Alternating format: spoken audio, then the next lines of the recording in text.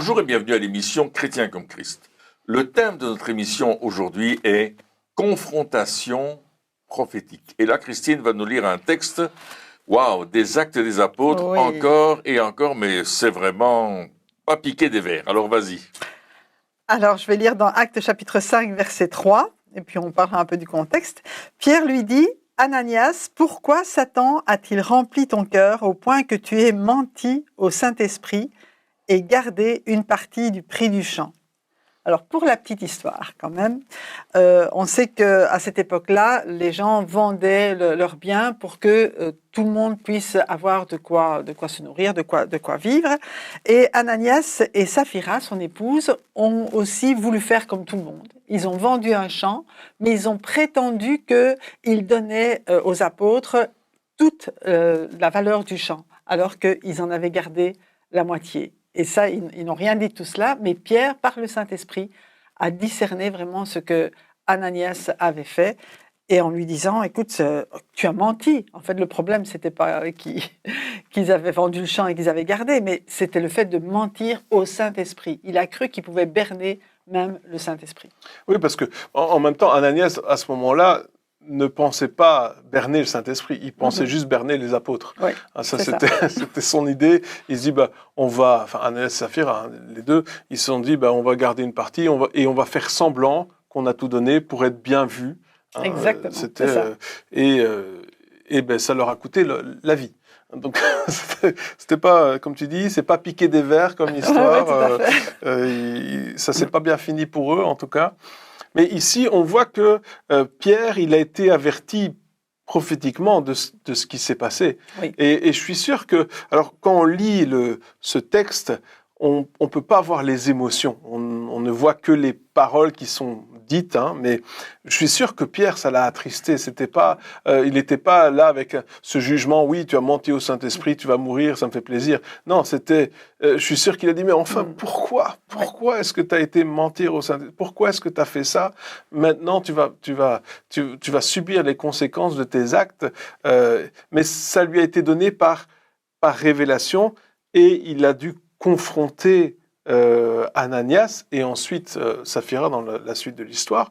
Mais ça veut dire aussi que des fois, lorsqu'on reçoit des paroles prophétiques, ou en tout cas, ici c'est vraiment une parole de confrontation, ça veut dire aussi que ça ne va pas toujours être des choses positives. Parce que souvent, lorsqu'on pense à prophétie, on pense positif, mais ici, c'est pas positif, c'est une révélation qu'il a eue prophétiquement, mais il a dû confronter, il a dû ouvrir la bouche, Pierre, pour dire ces choses-là. Et puis, on est dans le début de l'Église, il y a une grande présence du Saint-Esprit, il y a la sainteté de Dieu qui est là, et déjà, comme Christine le disait, d'autres personnes, d'ailleurs dans le chapitre précédent, on voit que d'autres personnes apportaient leurs biens, ils avaient vendu des propriétés qu'ils avaient en plus, ils ont dit j'en ai plus besoin, celle-là, j'ai ma maison, je peux vendre la deuxième que j'ai, ou le champ de quel je me sers pas, donc, et on va apporter ça pour suppléer aux besoins de tous les nouveaux croyants, et on sait que 3000 personnes s'étaient converties, puis encore 2000 après, et ça continuait à venir et à venir. Donc il y avait un besoin, il y avait quelque chose de très très pratique qui se faisait, et beaucoup de gens apportaient leur argent.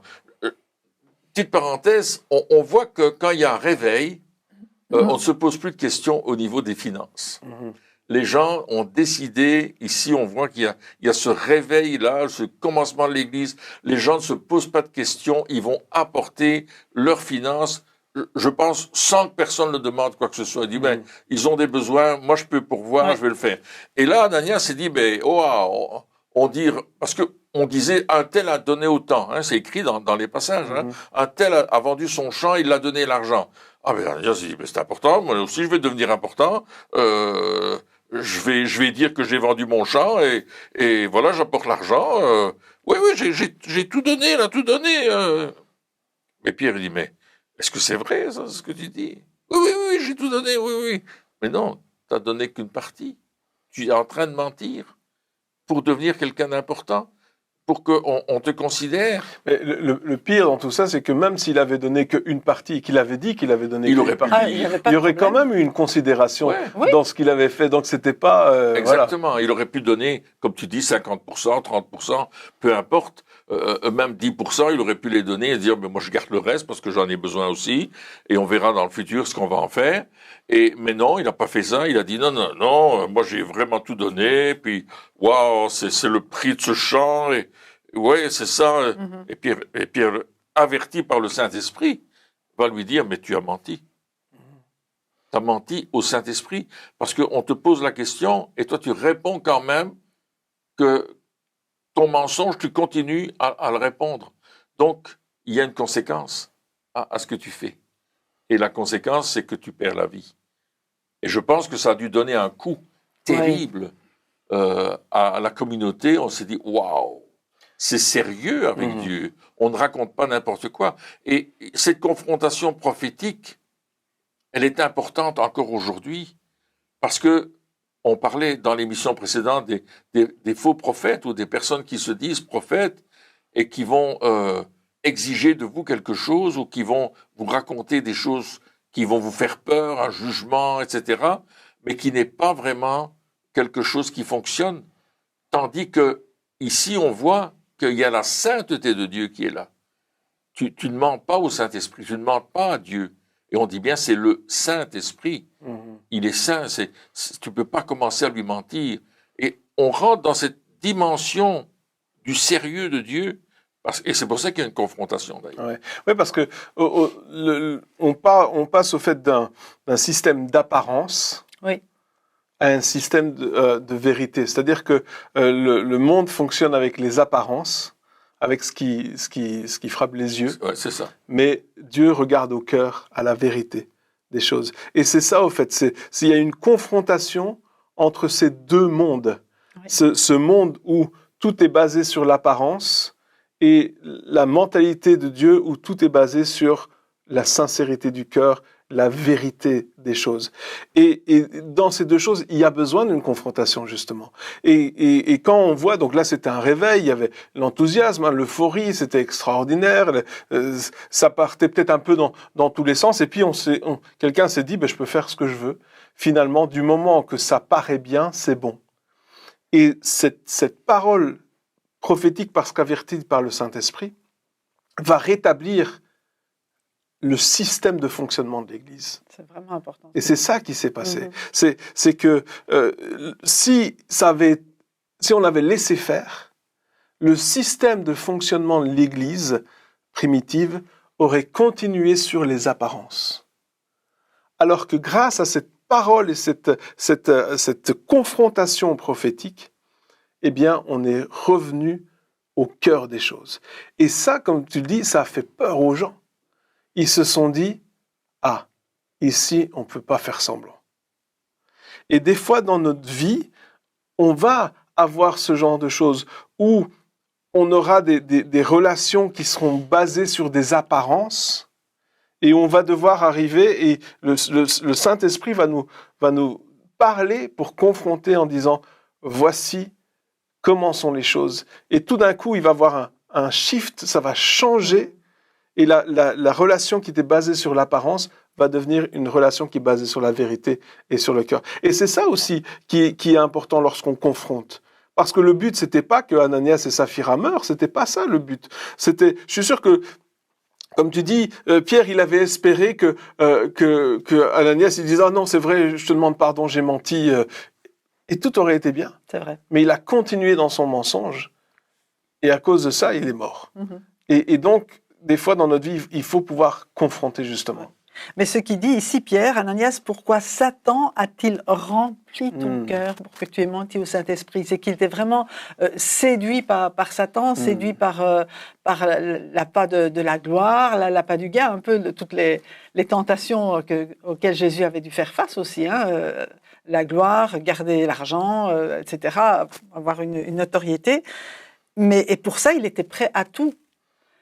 Et il dit, mais pourquoi c'est vraiment l'origine de cela, l'origine du mensonge, c'est Satan, le père du mensonge. Donc, tu as menti, tu as suivi ton maître quelque part. Tu fais semblant d'être chrétien, mais tu l'es même pas du tout. Donc ça veut dire que le diable avait aussi un plan pour l'Église. Oui, tout à fait. Il s'immisçait dans les réveils. Voilà, il avait une idée aussi. Le diable dit, ah ok, il y a un réveil.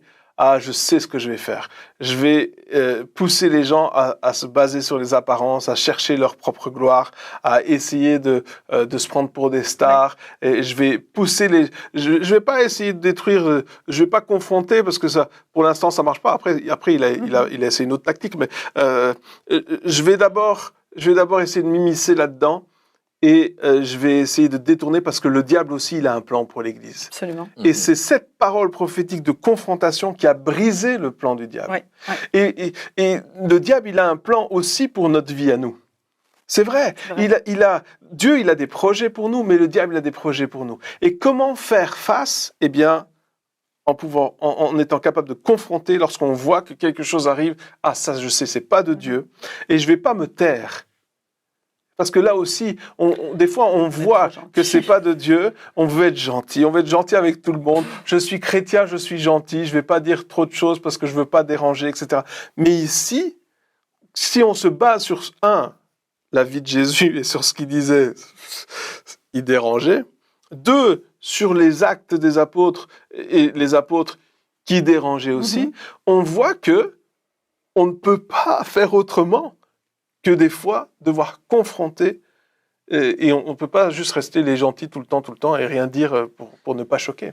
Et on voit ça dans Acte 4. On revient un peu en arrière dans le texte, mais Acte 4, où à un certain moment, les disciples vont être arrêtés, vont être mis en prison, et ils vont sortir d'une façon extraordinaire. Dieu va permettre qu'ils sortent de prison, qu'ils sont libérés, mais on va leur interdire de prêcher le nom de Jésus dans Jérusalem. Parce qu'ils avaient rempli Jérusalem avec le nom de Jésus, et on va leur dire, mes amis, ça suffit maintenant, on vous interdit, etc. Donc on voit déjà l'emprise de Satan qui interdit la proclamation de l'Évangile, mais Pierre et les disciples vont commencer à prier, à intercéder, à proclamer que Dieu règne, qu'il est maître des temps, des circonstances, qu'il est le Tout-Puissant, le Créateur du monde, que c'est à lui qu'ils sont soumis.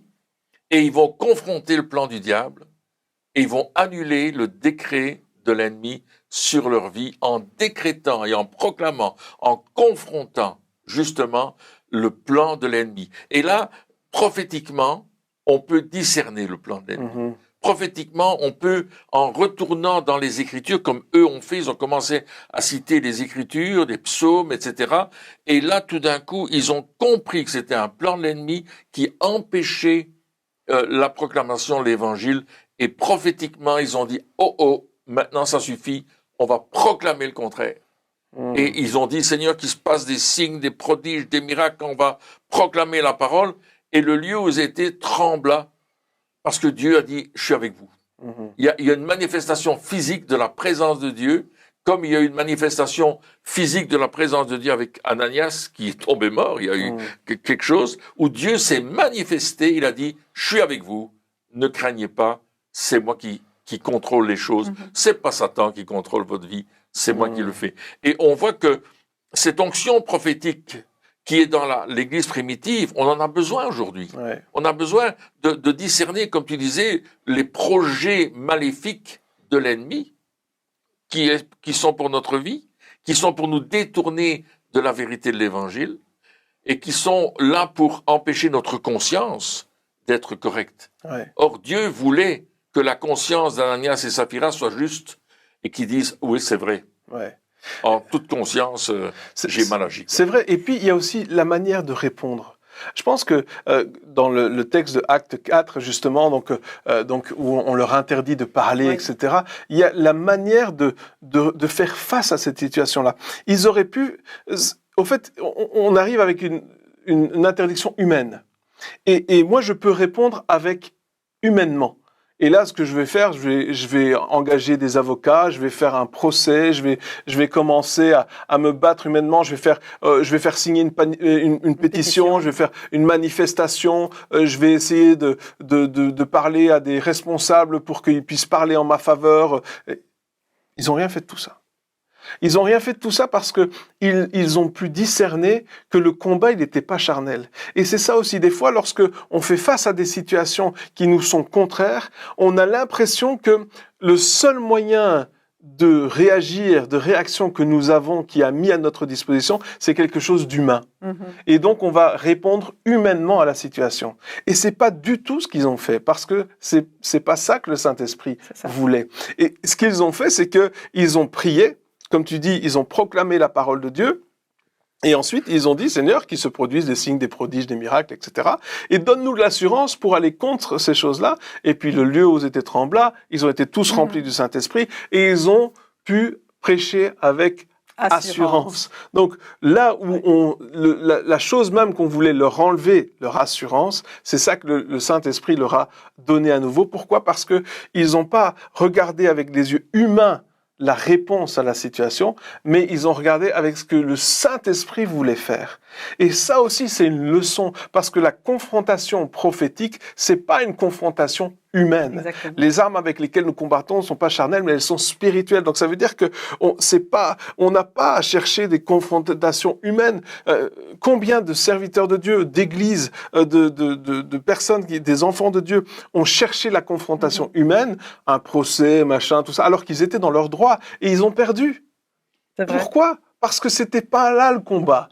Le combat, il était spirituel. Et l'Esprit de Dieu qui vient sur nous, il nous aide à confronter justement les choses prophétiquement avec les paroles de Dieu. C'est pas ce genre de paroles qu'on aurait cité lors d'un procès, mais c'est le genre de paroles que Dieu voulait qu'on déclare. Et c'est cette parole de Dieu, que Dieu a envoyée au travers de la bouche des apôtres, qui a eu un effet, parce que la parole de Dieu ne retourne jamais à lui sans avoir produit ce pourquoi elle était envoyée. Et du coup, ils ont pu proclamer ces choses-là, et c'est ça qui s'est passé. Dans cette confrontation, c'était une confrontation qui était inspirée par l'Esprit de Dieu. Tout à fait. Et il ne s'agissait absolument pas d'une rébellion contre des hommes. Non. Parce que je crois que c'est important de savoir que même les personnes qui sont contre, c'est des personnes que Dieu veut sauver. Absolument. À partir du moment où tu te rebelles contre elles, quelque part, tu fermes la porte de salut pour elles aussi. C'est vrai. Alors qu'ici, ils n'ont pas dit on veut se rebeller contre l'ordre donné.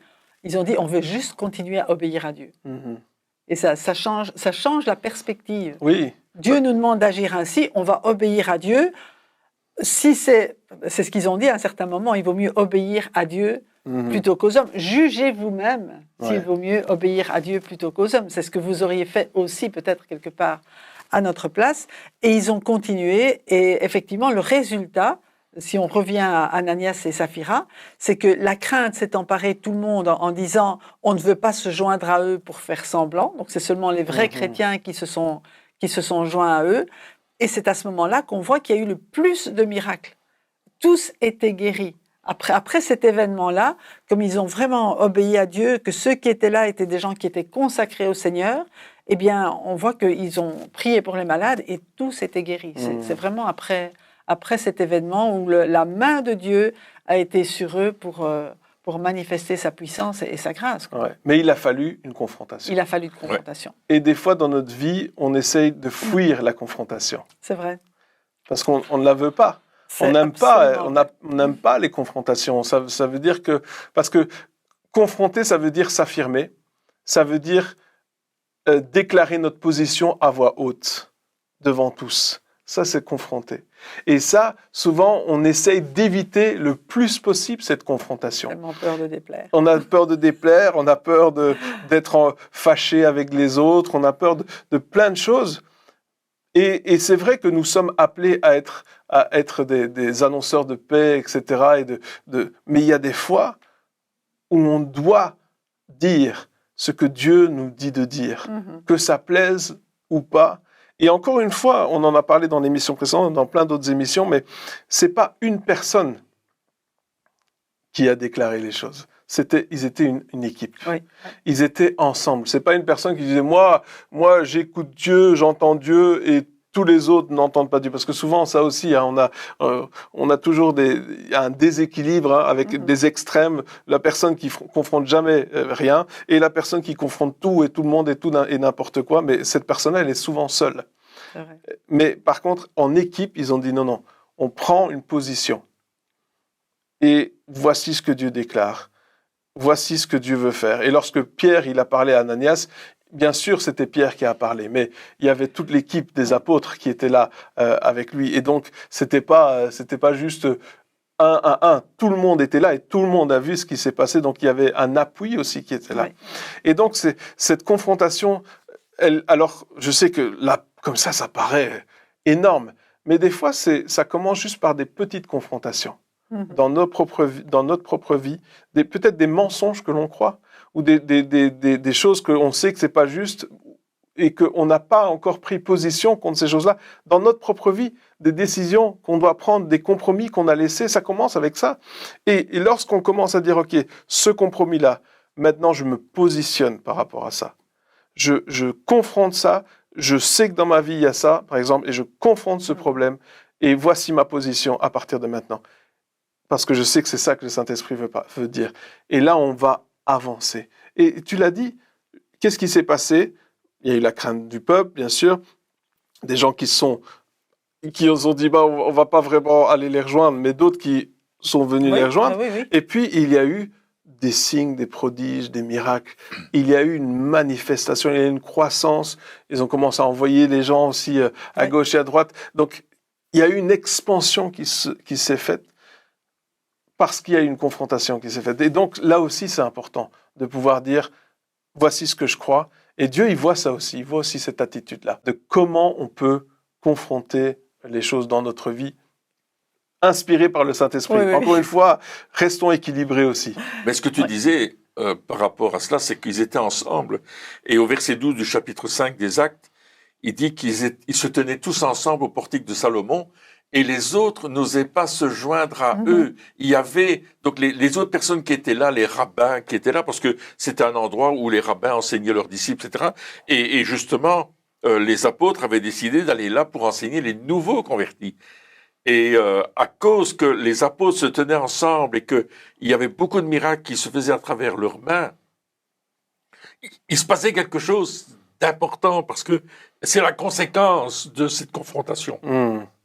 Ouais, c'est ça, exactement. Et du coup, les gens les prenaient au sérieux et disaient ok, je peux pas aller faire mon cinéma. Ouais, je peux pas faire semblant. Je peux pas faire semblant, je peux pas faire mon cinéma.